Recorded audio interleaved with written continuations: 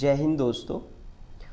इस क्लास में हम बहुत इम्पोर्टेंट क्वेश्चनों पर डिस्कस करेंगे। जैसे मान लिया जो हमारे संविधान का भाग एक है, संविधान का भाग एक, संविधान का भाग एक, उस पर हम डिस्कस करेंगे।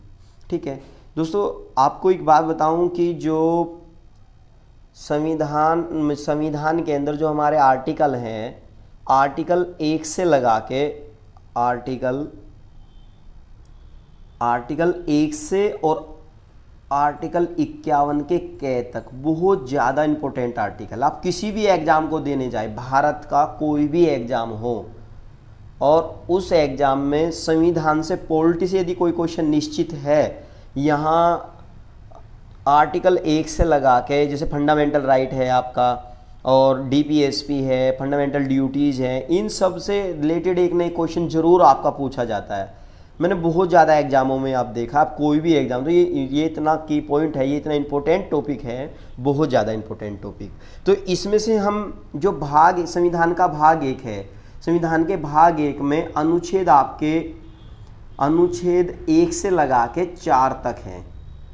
अनुच्छेद 1 से 4 तक जो ये 4 आर्टिकल है स्टार्टिंग वाले, ये संविधान के भाग एक में हैं। आज इन्हीं पे चर्चा करेंगे और बहुत गहराई से चर्चा करते हुए चलेंगे, ताकि यहाँ से कोई क्वेश्चन आए तो आप उन क्वेश्चन को छोड़ो ना। प्रीवियस ईयर एग्जाम में यहाँ से यदि कोई क्वेश्चन आया तो मैं आपको उसको भी रिलेट करता चलूँगा कि यहाँ से किस प्रकार का क्वेश्चन आया और कैसे उस क्वेश्चन का मतलब किस प्रकार से उसको टैकल करना चाहिए था ताकि सही आंसर हो।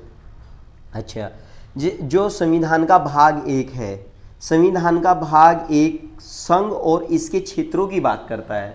संघ और इसका जो क्षेत्र है उनकी बात करता है। संघ और इसका क्षेत्र, इसका क्षेत्र, किसका क्षेत्र?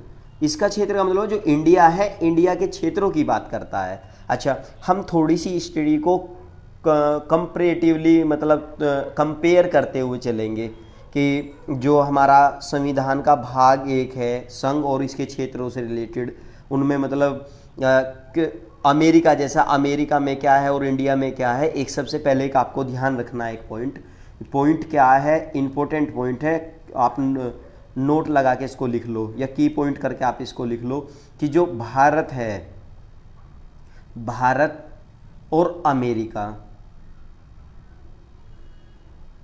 भारत और अमेरिका में लेके एक बात को लेके डिफरेंस है कि जैसे भाई संघ और राज्यों की बात करता है, यानी अमेरिका जो स्टेट है, अमेरिका कंट्री में क्या है कि वहाँ के जो स्टेट हैं वो कभी भी अमेरिका संघ से अलग हो सकते हैं। यानी वहाँ का जो संघ है वो विनाशी संघ है, उस संघ का विनाश किया जा सकता है। लेकिन अपना जो इंडिया है, अपने इंडिया में संघ का यानी केंद्र का विनाश नहीं किया जा सकता।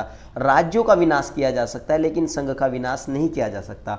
अब मैं स्टेटमेंट के माध्यम से करूं कि इंडिया में लिखा हुआ क्या है। इंडिया में लिखा हुआ है कि विनाशी राज्यों का, विनाशी राज्यों का, विनाशी राज्यों का अविनाशी संघ, अविनाशी संघ। ठीक है।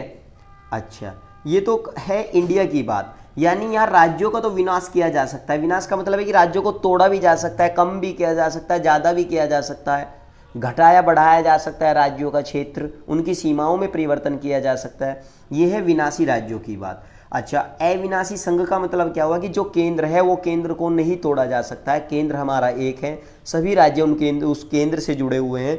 तो दोस्तों यानी सारे के सारे राज्य केंद्र से जरूर जुड़े रहेंगे, केंद्र से अलग नहीं हो सकते, इसका मतलब ये हुआ। लेकिन यदि बात अमेरिका की जाए तो अमेरिका में क्या है, अमेरिका में है कि अविनाशी राज्यों का, अविनाशी राज्यों का विनाशी संघ, विनाशी संघ। देखो विनाशी संघ, इस बात को भी आप समझो। यदि आपने ये बात अच्छे से समझ ली तो आप इसे भी समझ सकते हो। अविनाशी राज्यों यानी वहाँ राज्यों का विनाश नहीं किया जा सकता, राज्यों की सीमाओं में परिवर्तन नहीं किया जा सकता, राज्यों को नहीं तोड़ा जा सकता, लेकिन वहाँ राज्यों के समझौते से ही संघ बनता है। वहाँ राज्यों का अलग संविधान है, राज्यों की नागरिकता अलग है, केंद्र का अलग संविधान है, केंद्र की नागरिकता अलग है। तो इस बारे में आप थोड़ा सा ध्यान रखेंगे, ये एक मेजर डिफरेंस है अमेरिका और भारत के अंदर। क्योंकि अब बात समझ के चलें, मैंने इसको काफ़ी एक्सप्लेन कर दिया है और इस चीज़ को आप समझ के चले तब अपने एंट्री करते हैं अपने संविधान में। हमारा संविधान का जो भाग 1 है और भाग 1 में जो पहला आर्टिकल है, पहला आर्टिकल क्या कहता है कि India that is Bharat, India that is Bharat. संविधान में भारत को 2 नामों से, यहाँ इंडिया दैट इज भारत यानी भारत ही इंडिया है, इंडिया है। इन 2 नामों से संविधान में भारत को समझाया गया है। भारत के ये 2 नाम बताए गए हैं, एक तो भारत है और एक इंडिया भारत है, ठीक है। यानी India that is Bharat, Bharat he India है। ये हरियाणा पीसीएस में पूछा गया था अभी recently, Haryana PSC, Haryana PSC में क्वेश्चन पूछा गया था। आपको यकीन नहीं है तो शायद 2018 के बाद का प्रीलिम्स आप देख लेना, वहाँ ये क्वेश्चन पूछा गया था हरियाणा पीसीएस में।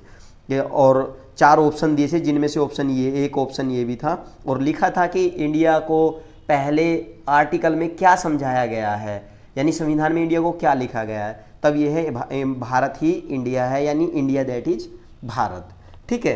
अच्छा, ये आपका पहला आर्टिकल है जो ये बात लिखता है और जिसका मतलब है कि भारत ही इंडिया है। अच्छा, अब आर्टिकल नंबर 2 की बात कर लेते हैं। आर्टिकल नंबर 2 क्या कहता है? आर्टिकल नंबर 2 संसद को ऐसी पावर देता है कि संसद कानून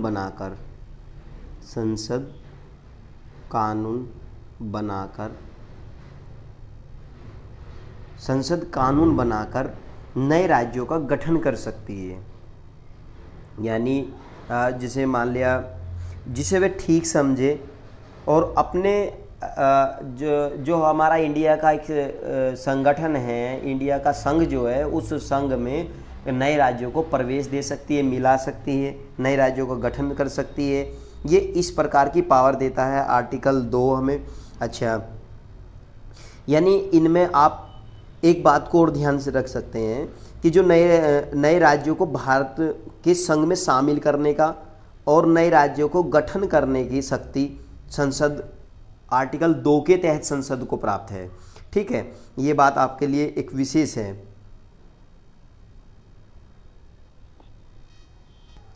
अब आपको एक बात और समझना है, आर्टिकल 2 और 3 में मेजर सा डिफरेंस है, जहां आप समझ के चलेंगे कि जो आर्टिकल 2 है, आर्टिकल 2 में संसद कानून बनाकर नए राज्य जो है, नए राज्यों का भारत संघ में प्रवेश, ठीक है। यहाँ आपको एक बात ध्यान करनी है, भारत संघ में प्रवेश यानी जो राज्य भारत का हिस्सा नहीं है उनको भारत में प्रवेश दिलाना कानून बनाकर। ये आपका क्या हुआ? आर्टिकल 2 के तहत हुआ। लेकिन आर्टिकल 3 क्या कहता है? आर्टिकल 3 कहता है कि जो नए राज्यों का निर्माण,